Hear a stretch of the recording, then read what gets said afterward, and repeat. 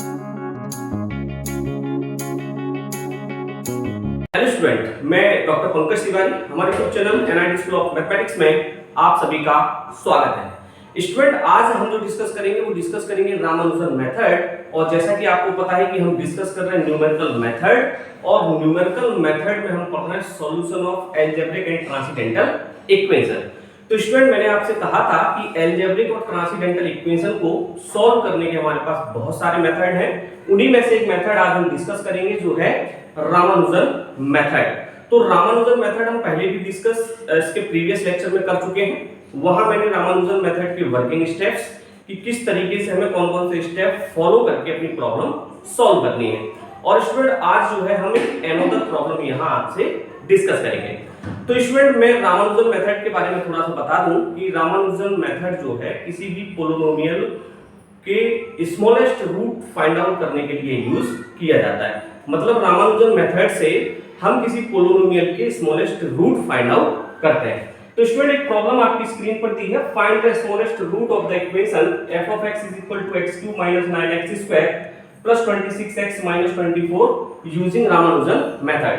तो स्टूडेंट, इस प्रॉब्लम को हमें सॉल्व करना है। तो वर्किंग स्टेप्स आपको मालूम है कि सबसे पहले हम क्या करते हैं, दी हुई इक्वेशन को, जो भी इक्वेशंस हमें दी है उस इक्वेशंस को हम f of x के इक्वल लिखते हैं।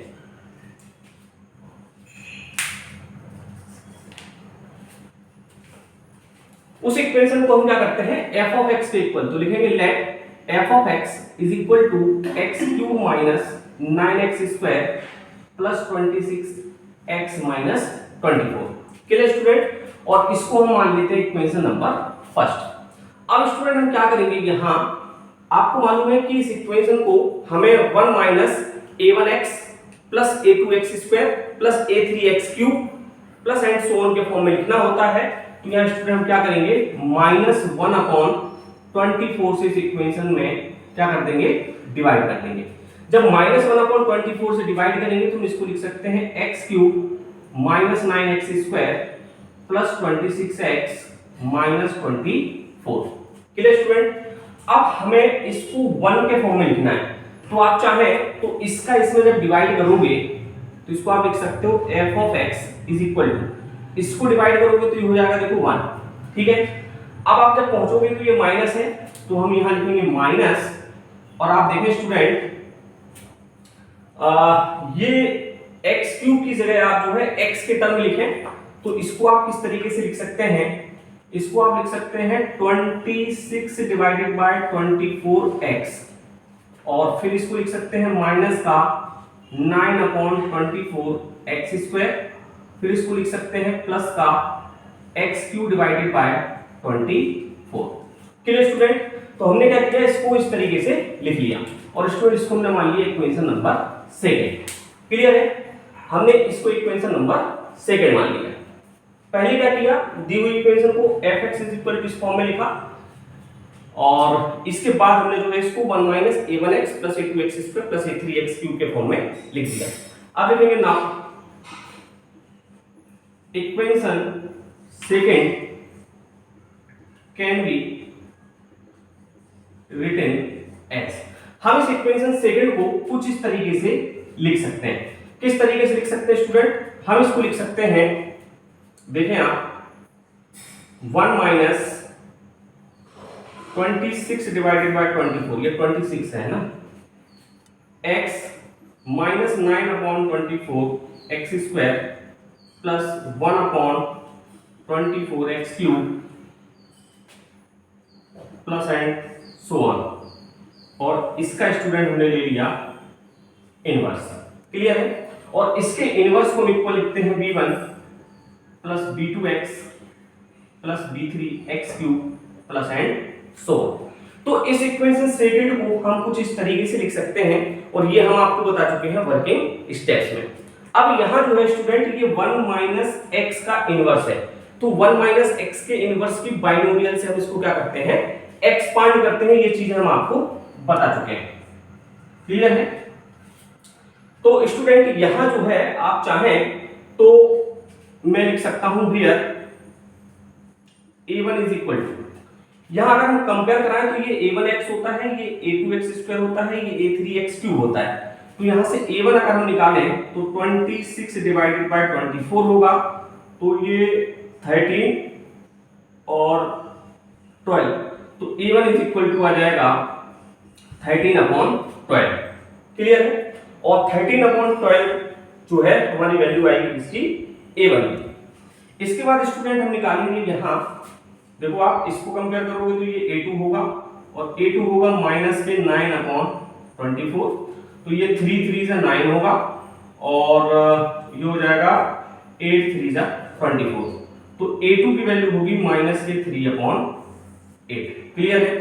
अब यहाँ a3 की वैल्यू जो हम फाइंड आउट करेंगे वो a3 ये होगा, तो a3 हो जाएगा हमारा 1/24 और a4 का टर्म यहाँ नहीं है, a5 का टर्म नहीं है, a6 का टर्म नहीं है, तो ये सारे बेटा सारे टर्म्स क्या हो जाएंगे आपके जीरो हो जाएंगे। क्लियर है? कोई दिक्कत नहीं है। तो अब स्टूडेंट क्या करेंगे, नाउ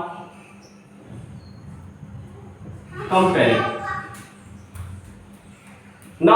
इसको अगर हम कंपेयर करेंगे तो यहां हमें b1, b2 और b3, b4 की वैल्यू फाइंड आउट करनी है।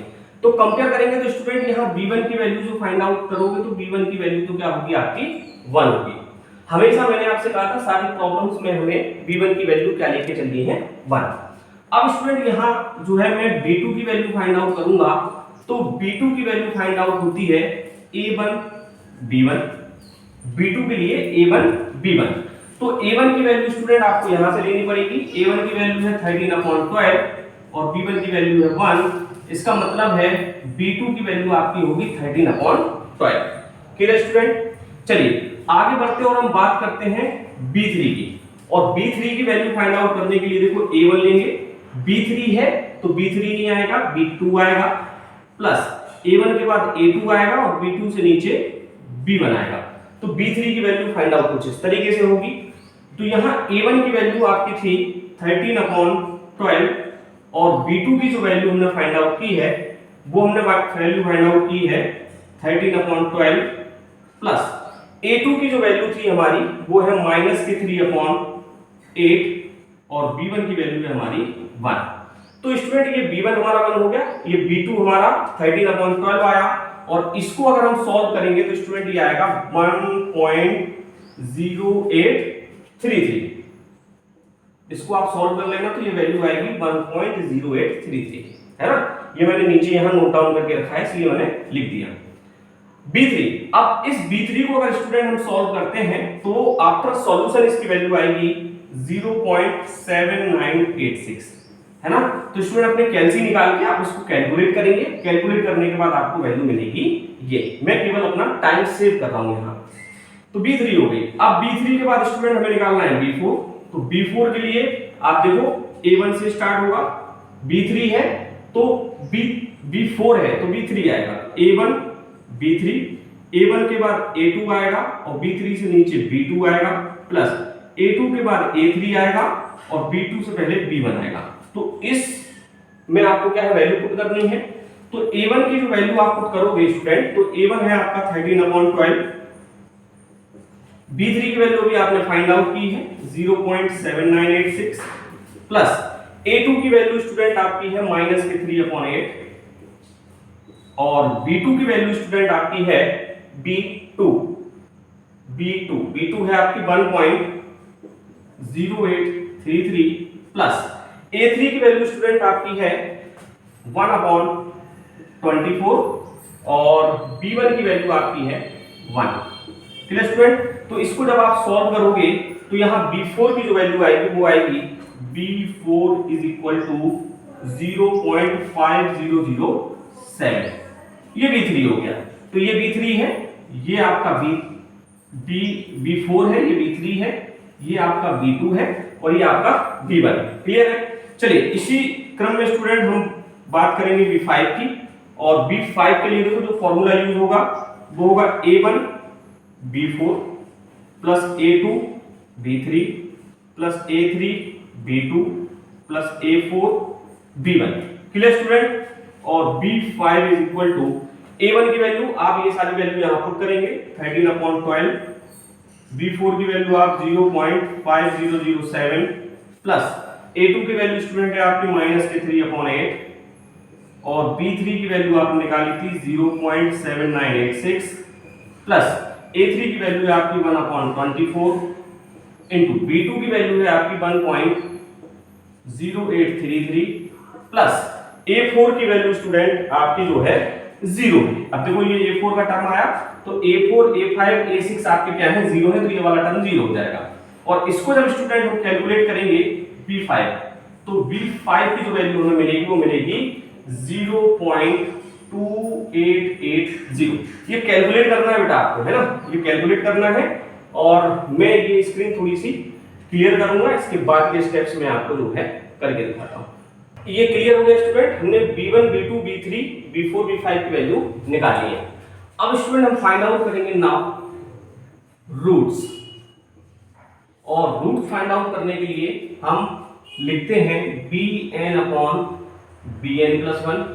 तो इससे पहला रूट जो फाइंड आउट होगा वो होगा b1/b2। तो यहां से स्टूडेंट b1 की वैल्यू हमने 1 फाइंड आउट की, b2 की वैल्यू हमने जो है फाइंड आउट की है 1.0833 और इसकी जो वैल्यू निकल के आएगी वो मैंने यहां नोट डाउन करके रखी है 0.923। क्लियर है, आप इसको कैलकुलेट कर लेना, ये आएगा। नेक्स्ट रूट हमारा आएगा b2/b3 और b2 की वैल्यू हमारी है स्टूडेंट 1.0833 डिवाइडेड बाय b3 हमने फाइंड आउट किया है 0.7986 और आफ्टर कैलकुलेशन आपको मिलेगा 1.356। क्लियर है, इसको सॉल्व करोगे तो ये आएगा। नेक्स्ट रूट हमारा होगा b3 डिवाइडेड बाय b4। तो यहाँ b3 की वैल्यू है 0.7986 डिवाइडेड बाय, अब स्टूडेंट यहाँ b4 की वैल्यू आपको मिल रही है 0.5007 और इसको जब आप कैलकुलेट करेंगे तो आफ्टर कैलकुलेशन आपकी वैल्यू आएगी 1.595। क्लियर है, तो नेक्स्ट रूट स्टूडेंट होगा b4 डिवाइडेड बाय b5। तो b4 की वैल्यू आपने ली है 0.5007 और b5 आपने फाइंड आउट किया था यहाँ और ये है 0.2880। क्लियर है, और इसको कैलकुलेट करके स्टूडेंट हमने वैल्यू फाइंड आउट की है 1.7302। क्लियर स्टूडेंट, तो ये सारी वैल्यूज आप कैलकुलेट करेंगे तो आपको ये वैल्यूज मिलेंगी। अब आप ध्यान से देखें कि मैंने आपसे प्रीवियस वीडियो में भी कहा था कि हमें ये रूट कहां तक फाइंड आउट करने हैं। आप कम से कम यहाँ जैसे B5 B6 तक आप जो है ले सकते हो, है ना, इससे कम लेने की जरूरत नहीं है। आप चाहे आपके पास समय है तो आप इससे ज्यादा भी ले सकते हो। तो यहाँ स्टूडेंट ये हमने जो है रूट फाइंड आउट किए हैं। रूट आप देखेंगे, अगर हमने ये वाला रूट जो फाइंड आउट किया है तो ये देखो 2 के थोड़ा सा क्या है, नियर है, तो हम लिखेंगे so the smallest root of the given equation या पोलिनोमियल इज 2। तो ये स्टूडेंट 2 के नियर है, तो हमारा स्मॉलेस्ट रूट जो होगा वो क्या होगा, 2 होगा। तो स्टूडेंट आई होप आपको ये समझ आया होगा कि किस तरीके से कौन कौन से स्टेप्स फॉलो करके हमने यहाँ जो है अपनी प्रॉब्लम सॉल्व की है। तो स्टूडेंट अगर वीडियो आपको पसंद आ रहा है तो वीडियो को लाइक करें, चैनल आपने सब्सक्राइब नहीं किया तो चैनल सब्सक्राइब कर लें और अपने दोस्तों के साथ इसको शेयर जरूर करें।